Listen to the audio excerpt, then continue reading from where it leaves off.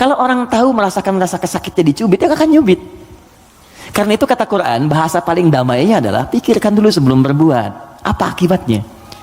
Nah sekarang coba teman-teman yang egonya nggak bisa dikontrol misalnya kan, coba pikirkan dulu.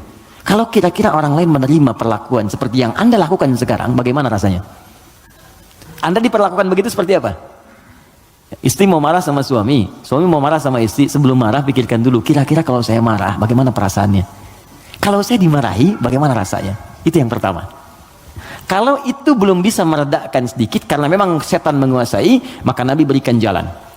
Pertama, fasta'idz billahi minasyaitonir rajim. Istighfar dulu. Minta kepada Allah supaya dijauhkan dari setan. Kalau bahasa doanya, Rabbi inni a'udzubika min hamazati syayatin wa a'udzubika ayyahdurun. Kalau bahasa kitanya, saya nggak hafal Ustaz bahasa Arabnya, boleh pakai bahasa Indonesia. Ya Allah, mohon lindungi aku dari pengaruh setan sekarang ya Allah. Jangan sampai dia hadir menguasai jiwaku. Ya, kalau belum reda, sedang berdiri, duduk kata Nabi. Duduk belum selesai, berbaring sebentar, pikirkan dulu. Belum tenang, wudu, karena api hanya bisa dipadamkan dengan air. Pelan-pelan, pelan-pelan, pelan-pelan. Yang terakhir, kalau belum mempan juga, perhatikan bahasanya, indah sekali. Bagaimana kalau sangat Anda sedang tidak bisa mengontrol ego itu, lalu Anda berbuat maksiat, Anda wafat. Itu aja. Itu rumus di Quran surah ke-67 ayat yang kedua. Walladzi khalaqal mauta wal hayata liyabluwakum ayyukum ahsanu amala. Dialah Allah yang menciptakan kehidupan dan kematian supaya menguji yang masih hidup supaya banyak berbuat baik. Artinya kalau sedang berbuat maksiat, pengertian terbaliknya, coba pikirkan Anda akan wafat. Apa enggak enak dicatat di catatan malaikat maut kan? Ya, begitu dicatat meninggal dalam keadaan marah-marah. Enggak enak banget. Terus dibuka lagi di hari kiamat, semua orang lihat. Kan enggak enak. Ke pengajian tiap pekan, ngaji, sholat, azan lagi, meninggal dalam keadaan marah-marah gitu. Kan enggak enak banget, dibuka semuanya. Makanya bertobat dari sekarang, sensor. Ya, teman-teman kan ada adegan yang enggak baik kan disensor. Ya kan? Dubbing, suara yang kurang jelas dubbing. Ya, sekarang itu kata-kata maksiat kita sensor dari sekarang mumpung belum meninggal. Supaya filmnya enggak dibuka di hari kiamat. Ya, saat hisab kan dibuka semua. May ya'mal mithqala dzarratin khairan yarah wa may ya'mal mithqala dzarratin syarran yarah. Yang sedikit pun baik akan ditampakkan, yang jelek akan diperlihatkan. Maka yang buruk-buruk kita hilangkan dari sekarang. Wallahu taala a'lam bissawab. Saya ingin bertanya, saya ingin jawab. Jika saya datang sholat berjamaah telat, Ustadz, jika saya datang sholat berjamaah telat, pertanyaan saya, kenapa Anda telat? Orang lain bisa tepat, Anda telat, kenapa? Ayo ya, kita coba sesuaikan. Saat imam sudah mulai bacaan sholat, oke? Satu, ada 3 pertanyaan.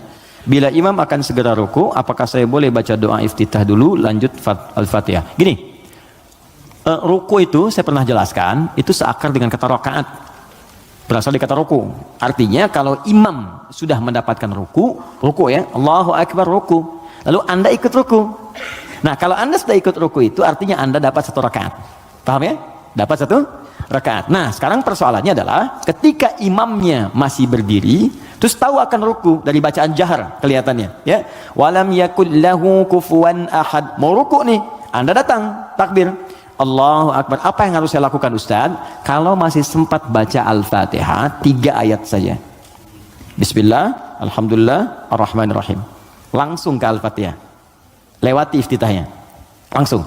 Bismillahirrahmanirrahim. Alhamdulillah Rabbil Alamin. Ar-Rahmanir-Rahim. Langsung takbir lagi kemudian ruku, ikuti imam. Itu sah. Kenapa? Karena ukuran surah dalam Al-Quran yang paling pendek itu 3 ayat. Al-Kautsar. Inna a'tainakal kautsar. Fasholli rabbika inna syani'aka huwal abtar. Mengambil ukuran terpendek. Jadi kalau kita bacakan 3 ayat di Al-Fatihah ini sudah cukup, langsung ruku. Tapi kalau imamnya ruku, Anda datang, maka itu sudah selesai. Maka Anda langsung takbir, Allahu Akbar, langsung ruku. Contoh, boleh? Depan. Bismillah. Silahkan di sini menghadap ke sebelah sini saja, biar netral sedikit. Ke sebelah sana. Ruku, Mas Dimas, mohon izin. Ini ruku ya. Saat ruku ini, mohon izin, boleh? Ya, antum, bukan yang belakang. Bismillah. Jangan begini, sedang ruku. Imam, maju sedikit Mas. Mohon izin luruskan ya dengan meja ke sini. Nah ini datang terlambat misalnya kan? Masbuk. Kenapa terlambat? Yang lain kan bisa pas gitu. Anda harus terlambat. Jangan diulang lagi ya. Nggak baik seperti itu. Ya, sini. Oke, ini sudah ruku, fokus, ini datang. Maka cukup takbir, Allahu Akbar, oke, langsung ruku, Allahu Akbar, ikut ruku. Ya, dan gak usah baca Al-Fatihah lagi, langsung ruku. Baik, cukup, mohon izin, maaf. Nah, ini dalilnya, ini hadis Nabi sallallahu alaihi wasallam, innama ju'ilal imamu liyutamma bihi. Sungguh imam dijadikan untuk diikuti, faqira'atul imam qira'atul ma'mum. Kalau Anda nggak bisa menjangkau bacaan imam karena imam sudah masuk ke rakaatnya berikutnya, ruku, maka bacaan imam sudah mewakili makmumnya.